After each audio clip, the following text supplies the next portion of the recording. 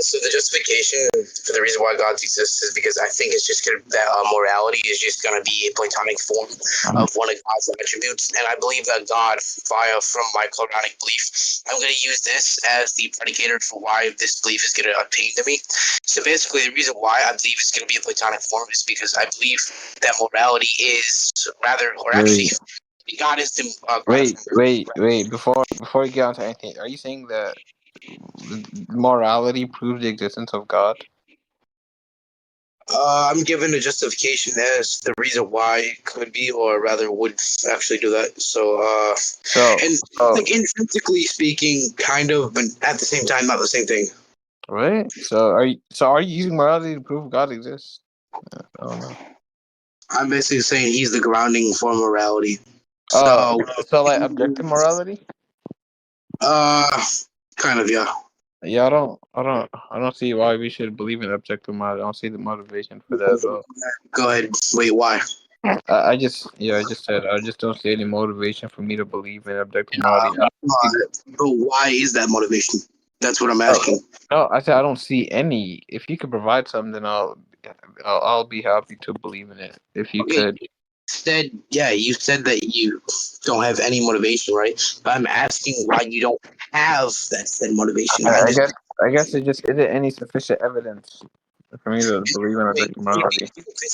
What's going to be this definition of sufficient evidence being used here that just establishes a sort of epistemological understanding as to what you're saying? Yeah, bro. Okay. You don't have to use that many words, but basically the point I'm trying to make across is that if morality was objective, then people wouldn't have argued whether or laws wouldn't have changed around countries. So basically, we would have a set fixed law that doesn't change in any country, regardless of the time period. Okay, wait. So you believe? Let me finish the sentence. Just so I'm tracking right, real quick. You said that because other people have different like establishments of secular laws, that if objective morality was going to be the case, to think that people would have the same laws, and which is in agreement to the point that because there are different laws and etc. within these different sets of secularity, that this is basically just going to go against as a form of substance against, to provide you your positive predicate relationship for the epistemic inference, right? Okay, yeah, but the point I'm trying to make is that if morality was objective and laws are contingent upon morality, basically we use morality to make laws, then laws wouldn't around every. Not exactly. You don't need morality to make a law, so I can give a justification. I'm talking about some like emotional law, like murder is wrong. That law would be contingent upon morality because we just have to know. Not necessarily. Not necessarily. No. Not necessarily. It wouldn't necessarily. Okay, hold on. I'm just gonna go against it real quick. I'm gonna provide justification histories, more for just murder in general. Doesn't necessarily have to be contingent or be conditional upon the existence of morality. So would you like that? Yeah.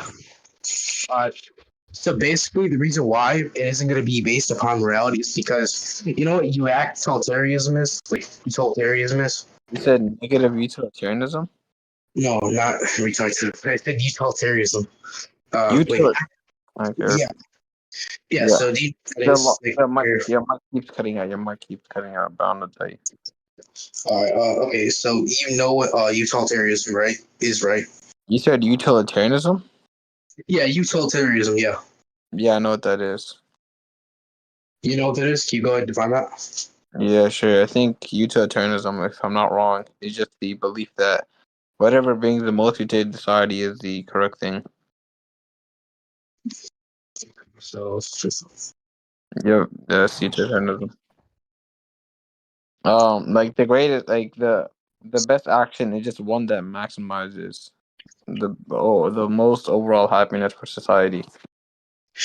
Okay, so this would basically be in correspondence with actual data from reality rather than our subjective, more ethical views upon reality, because we basically decide these. Repeat that first part.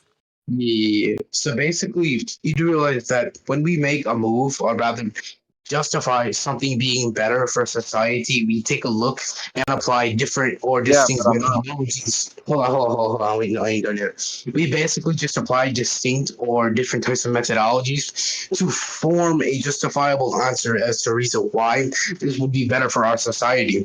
Basically, murder is a thing formed for a law to govern said society, or it's just a set of laws which is used to have a balanced society.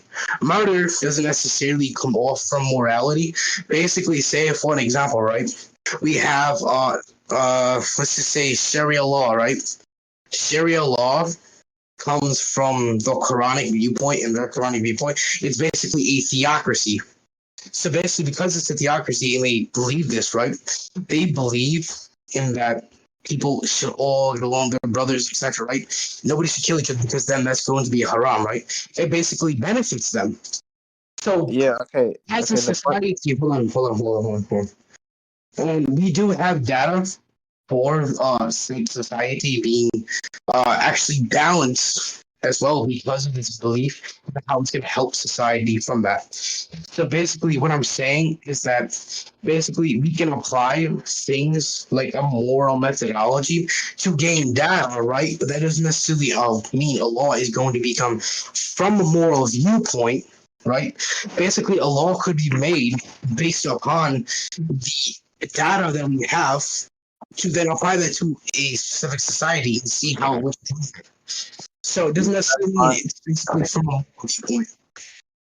Okay, that's fine and all, but I'm not a utilitarianist. I don't see why we should believe in utilitarianism, especially when it has or like a lot of rebuttals to it that just show how absurd utilitarianism can be.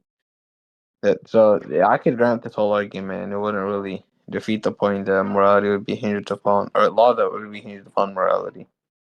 Yeah, so I think wait, hold. I think you kind of strawman that point because no, I wasn't saying anything about believing in utilitarianism. I was giving it as like an analogy and some form of substance to epistemically derive the inference as to the reason why it doesn't necessarily have to be the case that our laws are going to be based I'll upon just moral I'll, viewpoints. I'll just give the argument as to why laws are hinged upon morality, and you can just attack that if you want. Yeah, go ahead, do that. All right, so let's just see. So yeah, if laws are created to regulate human behavior, then the justification for any law depends upon its moral acceptability. Do you disagree or agree? Well, hold on. Can you type that out? Your mic's kind of cut out. Yeah, sure. So if laws are to regulate whatever the again, fair. Right. Just say or whatever. If laws are to regulate, or actually are created to regulate, are created to regulate human behavior,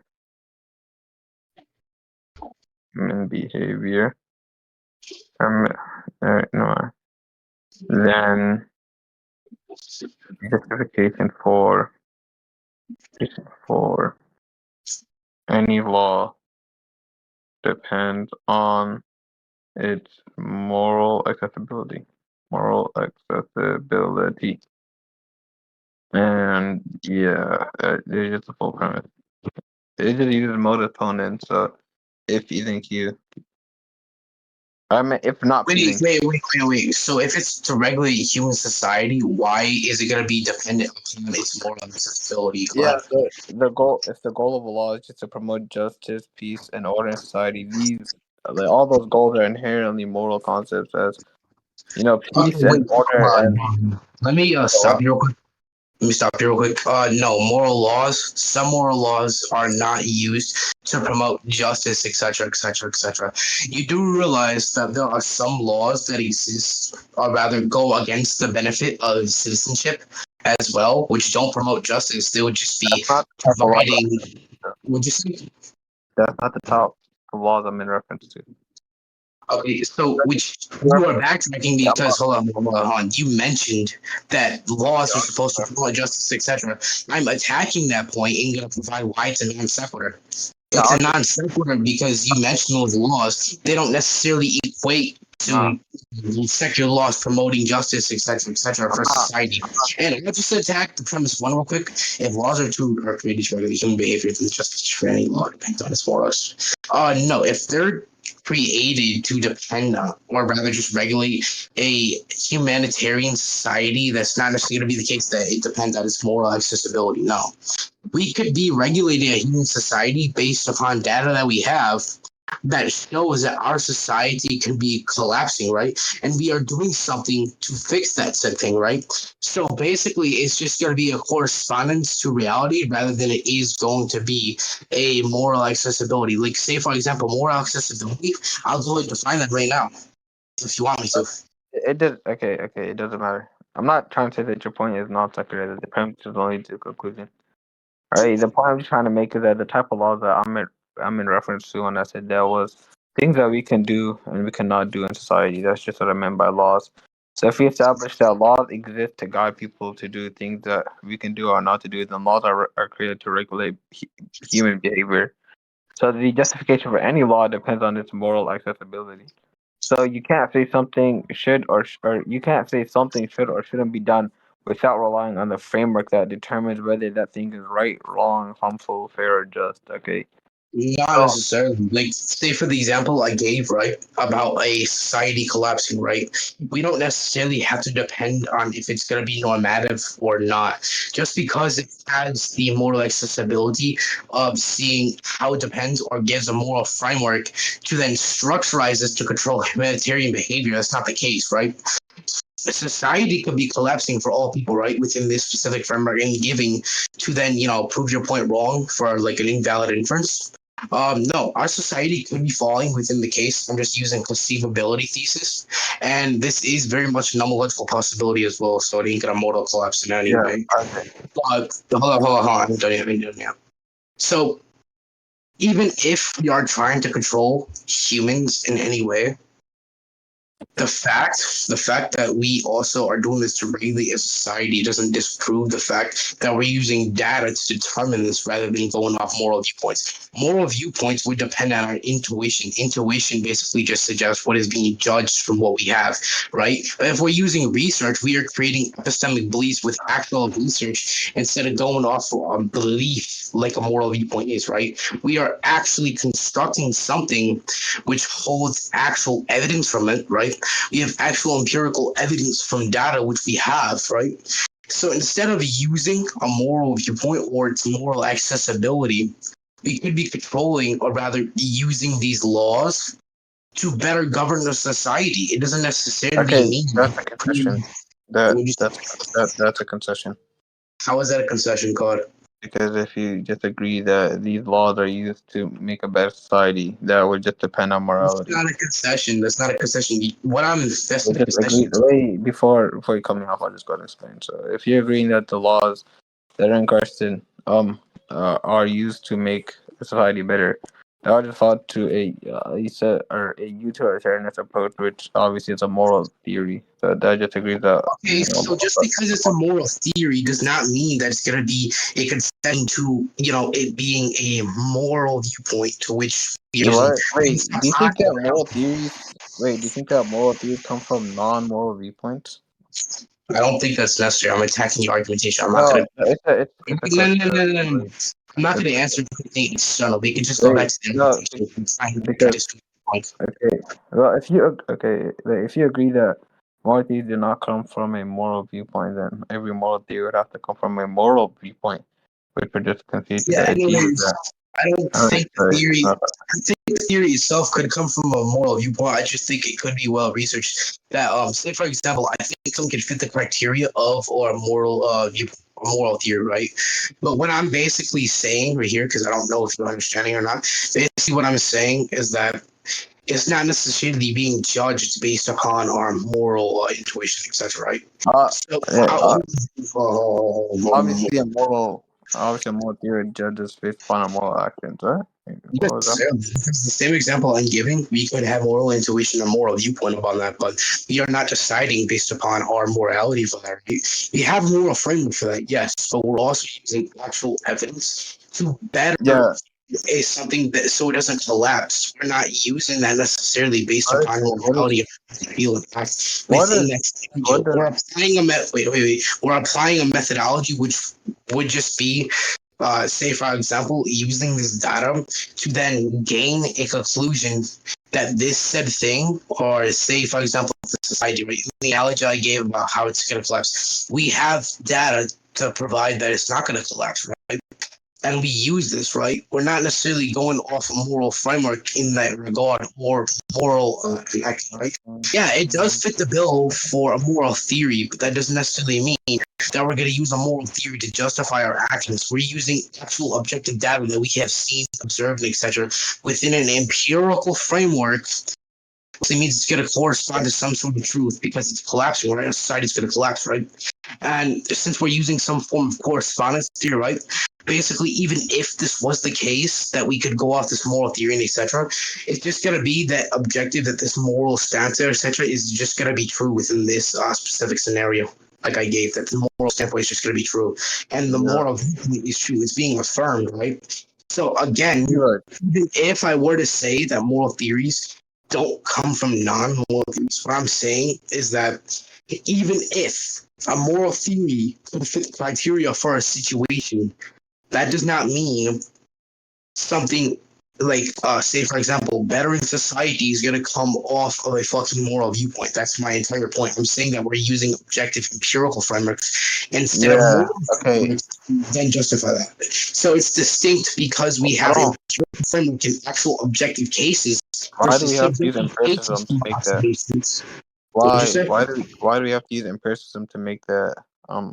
Why do we have to? Why do we need empiricism to make a claim like I'm not, that? I'm not saying that we need empiricism. I'm Okay, using it then. as, wait, hold on, no, no, no, hold on. I'm not using it as a necessity, but I'm using it as a methodology. And theoretically, we can use some other methodology to go ahead and prove within this specific framework that the I'm not. society collapse. But still, in the same way, I'm just using it as a methodology or a way to derive this inference to prove your own argumentation wrong. So I'm not saying that Alright. we need it. Well, okay. So there's just possibility that. Well, okay. Wait. None of this actually. Okay. No, it doesn't even matter. Let's just still amend the point. Even if morality wasn't. Um. Wait, you said I win? No, I just said let's still amend the point because Yeah, we can move on from this point. We can move on from this point Yeah. here. All right. So even okay. If so, um, why does moral laws change over time? Moral laws change over time. Yeah. Why do they? If morality is objective. So if morality is just why, okay, so I'll just answer. I think morality could change. I don't necessarily hold on before you. Okay, then it's not objective. Yeah, I know that's I made a mistake there. So basically, why morality is going to change? I don't think morality changes necessarily. I just don't think secularity follows all the same morality. But I do think there is some sort of moral Wait. objective laws. I just don't think that the analogy fits the bill for objective morality. Say, What for example, analogy? the Wait. Okay. analogy. Before we move on, or before you continue with this, remember the position that you're taking is that objective morality would prove the existence of God. So if you agree that morality isn't objective, then what, yeah, your position is cooked. Yeah, I don't think you're gonna prove As anything. if I agree, I haven't agreed yet. You literally just said, well, I don't think No, morality is objective. no, I did not. You're mishearing Oh, things. okay, then you can say your point then, I guess. Yeah. So basically, from what you said, basically about like secularity laws having distinct laws would go against subjective morality. No, I don't think they do. I think free will is a thing that can exist. I think free will does exist, right? And we follow what is being asserted rather than what is the case.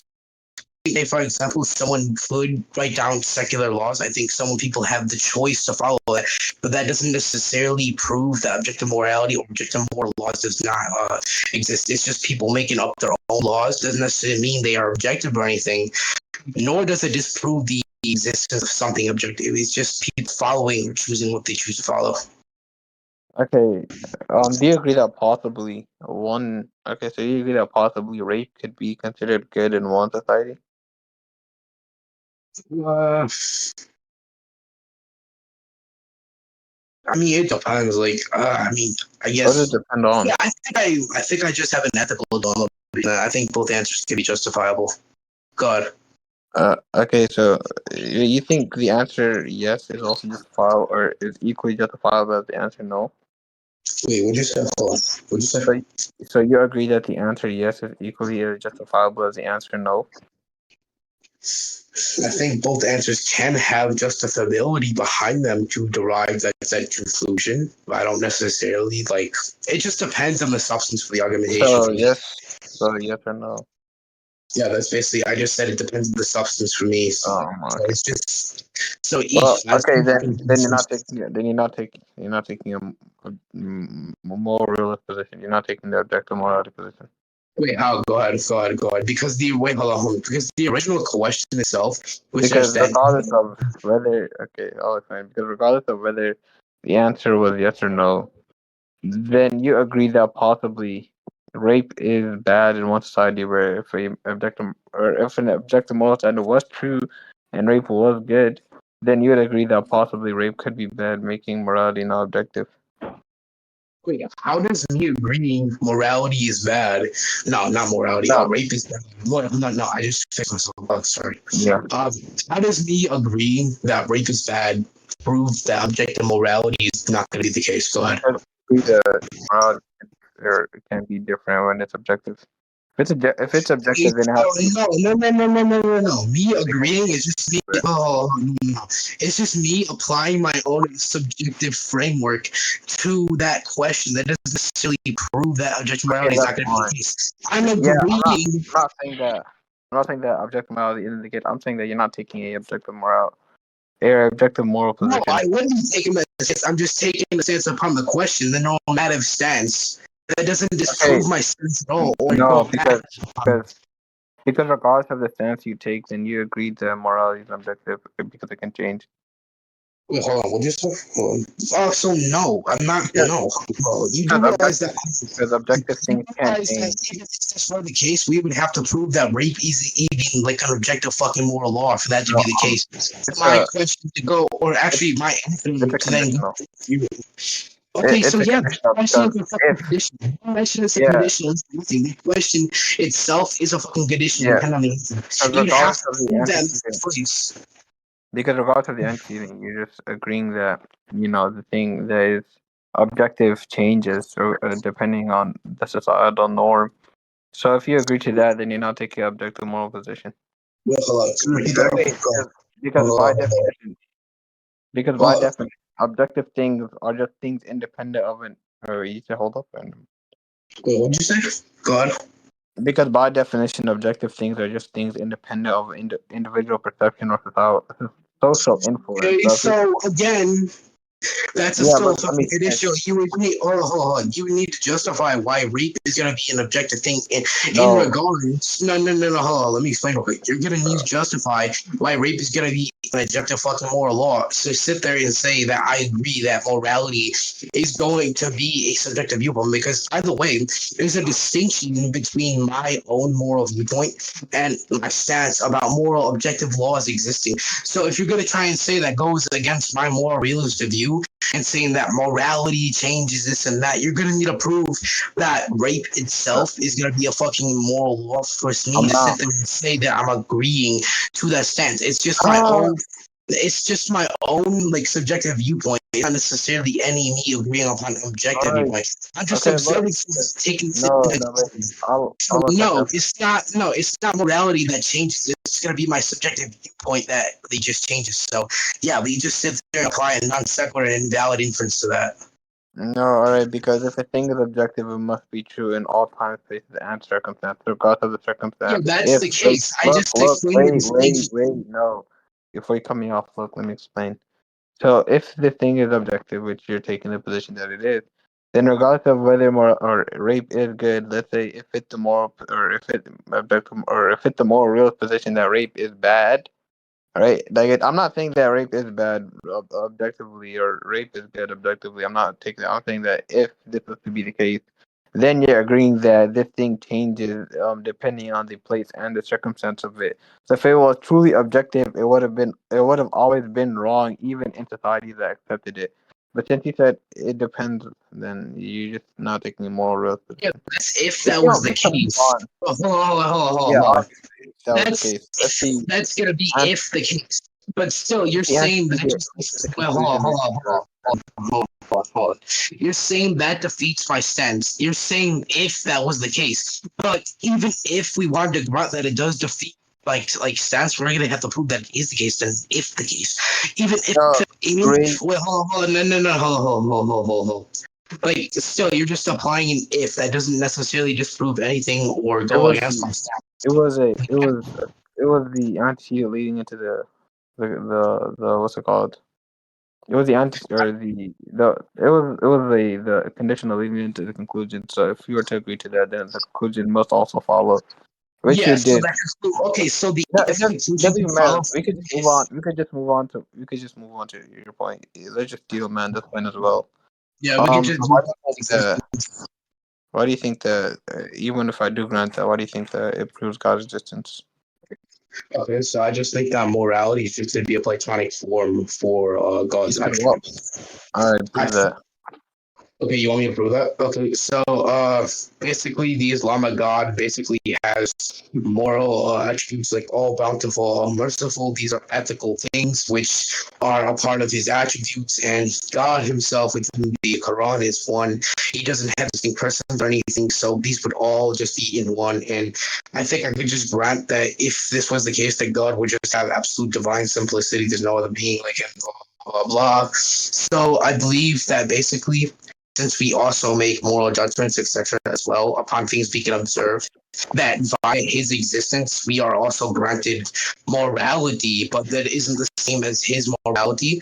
So basically, morality Check on that. this is just his morality, his attribute about the universe's existence. Basically, the platonic form is just going to be from a positive predicate relationship with the perfect form. So what I'm saying is that since these are his attributes, God is basically just going to be the grounding for our said morality because he is the perfect representation of what morality is. Not the perfect representation, but he's the perfect form of what it is since it's a part of it. And his attributes are just basically going to be him or equal to him. It's basically just going to be a self identity where each logical state of affairs are Type just it out. meaning. Type it out. Just type it out. Just type it out. That's too long. Just type Yeah, it it's out. inside God's existence, like opinion. All right, go ahead.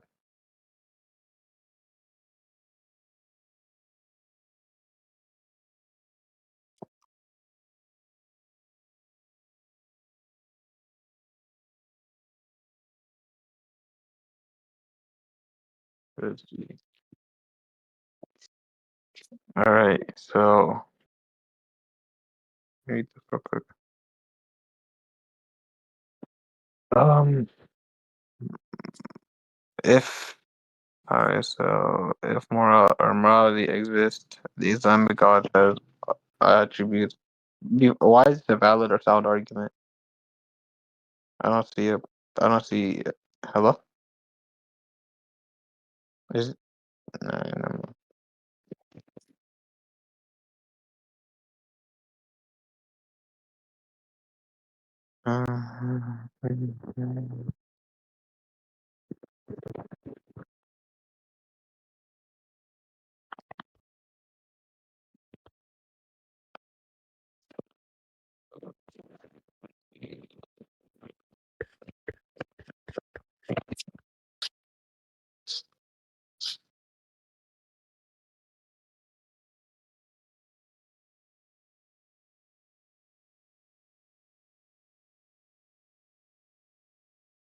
Hello? Hello? Is he here?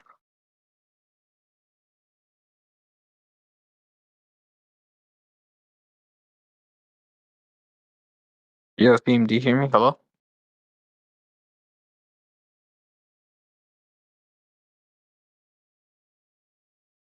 Uh,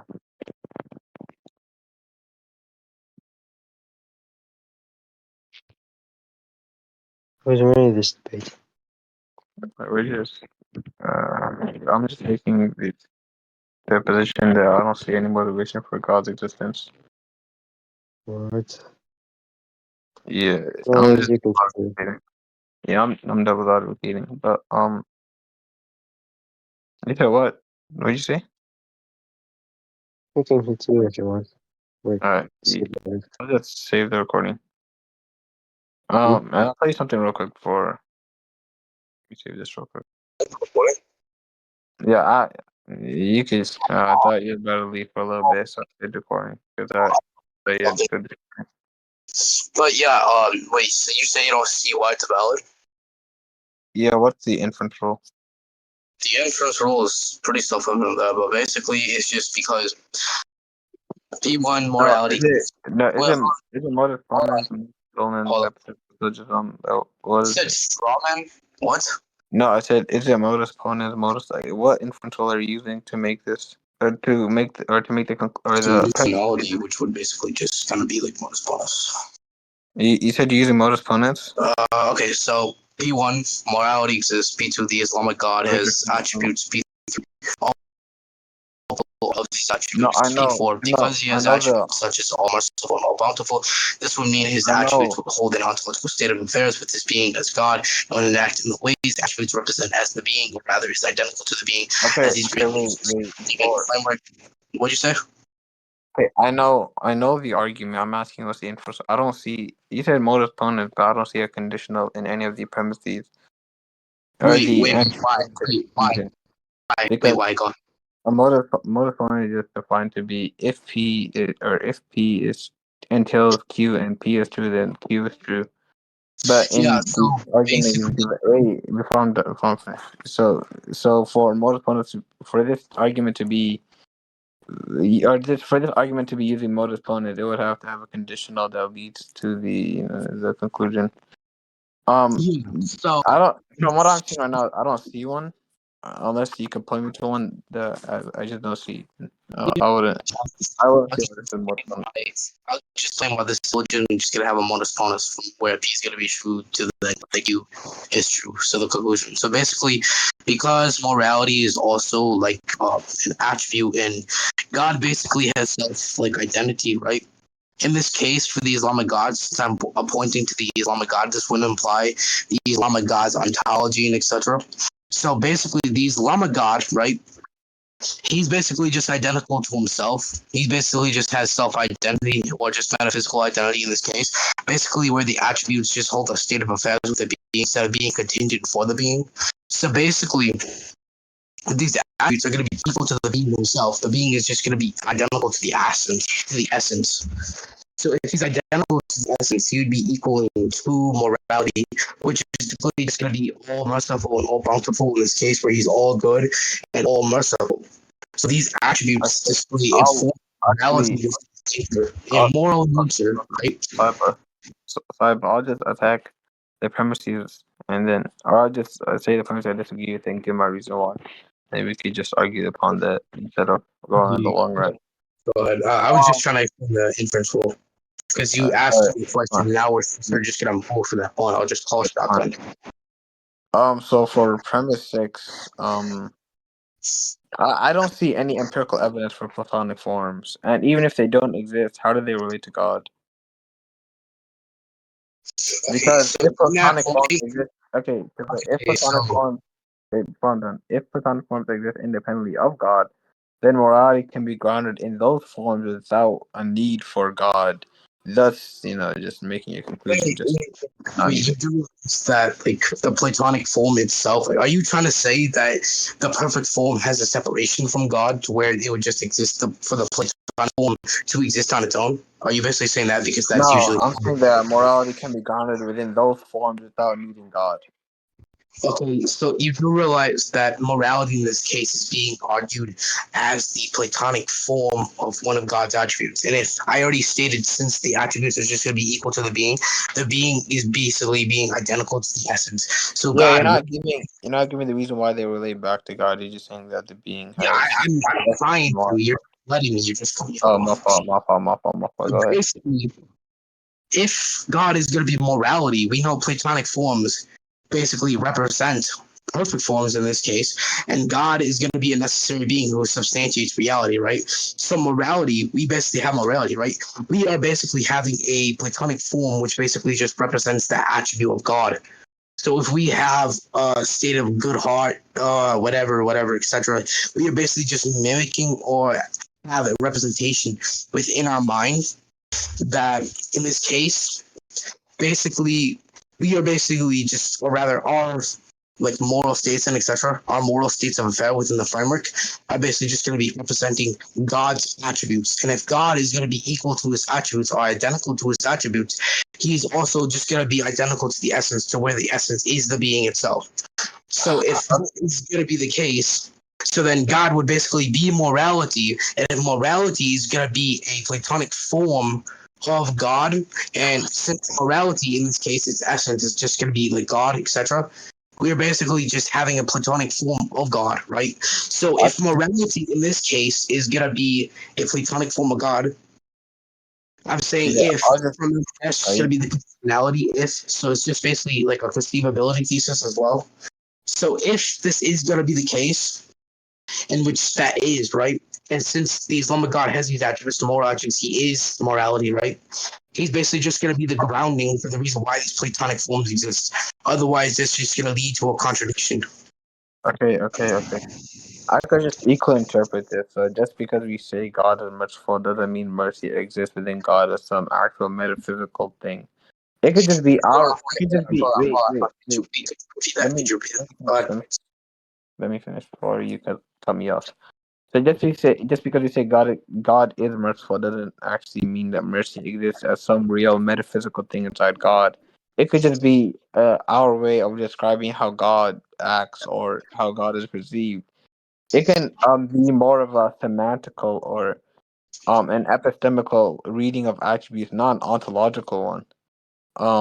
So I don't even think I think Pemshu just assumes a specific but yeah, I think it just assumes a specific theological